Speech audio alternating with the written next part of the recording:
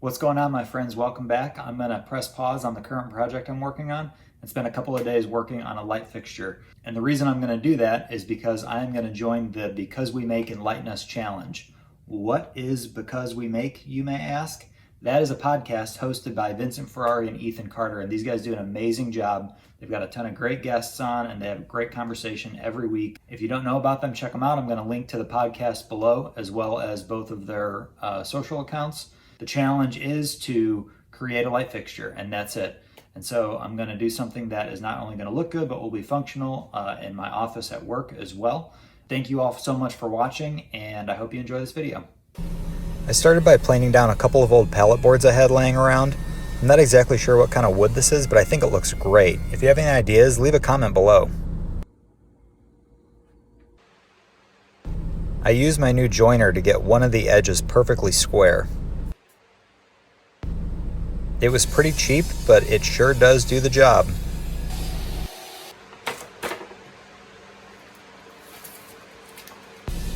Once that was done, I was able to use the square edge as a reference point, which allowed me to cut 4 equal pieces using the miter gauge.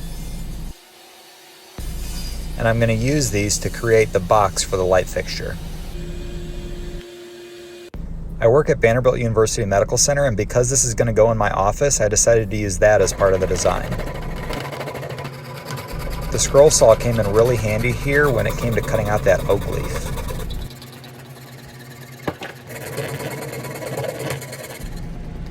However, I'm not really that good at it yet, and so I still had to do quite a bit of sanding and filing in order to make it look good. Once that was done, I used my sander to get off the rest of the template.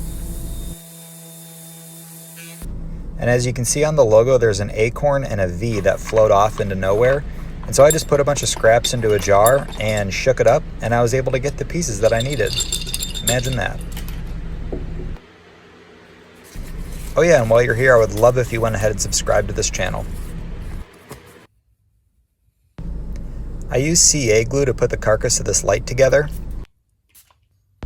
And that was really helpful because the wood was only a 1/4 inch thick, and so using pin nails even would come through the other side. And now that the box was done, it was time to start working on the base. And for that I used 3/4 inch poplar, and I put a little chamfer around the edges to make it look a little classier.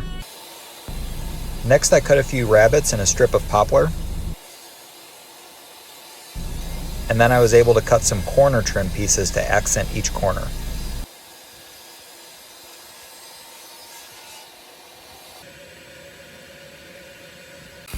For the top, I used another piece of poplar, and I cut a square in it so the light would shine through. And for this, I just used the jigsaw, and then again I hit it with a small chamfer. For the electrical components of the light, I went through my really organized electrical bin and found a couple of old sockets that I wasn't using. The socket fixture was made of rubber, so I made this little base for it to sit in, and it's just going to be a friction fit.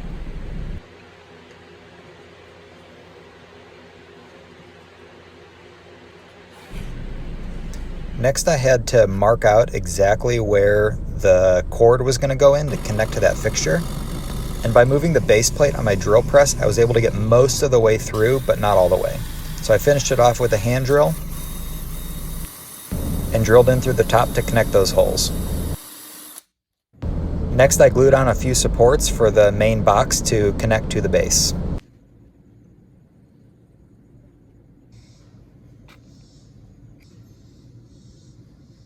I decided to paint the base, top, and sides black, and I just used some black spray paint for this. I love the look of black against wood. To protect the wood, I used a little bit of tung oil to really bring out that grain. I'm thinking maybe this is spalted maple, but I'm not quite sure. So again, let me know in the comments if you have any idea. My least favorite part of this process was cutting the plexiglass because it flies all over, but I was able to find an 1/8 inch piece and get it cut to size. And then I peeled off one layer of the protective coating and sanded it to give it a fogged, smoky look.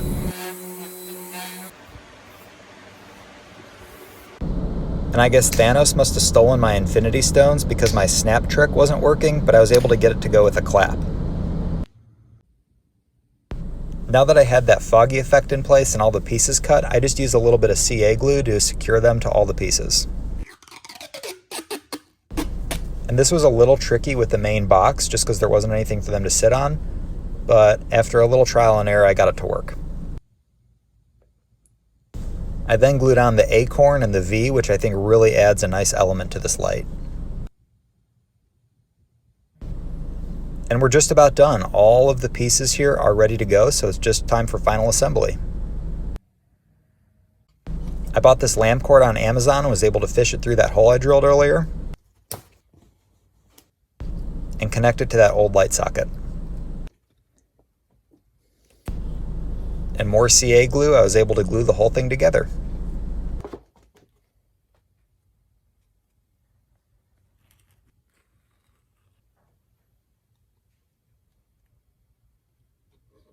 And that about wraps this project up. I love the way it turned out, and I think it's going to look great in my desk. Let's take a look.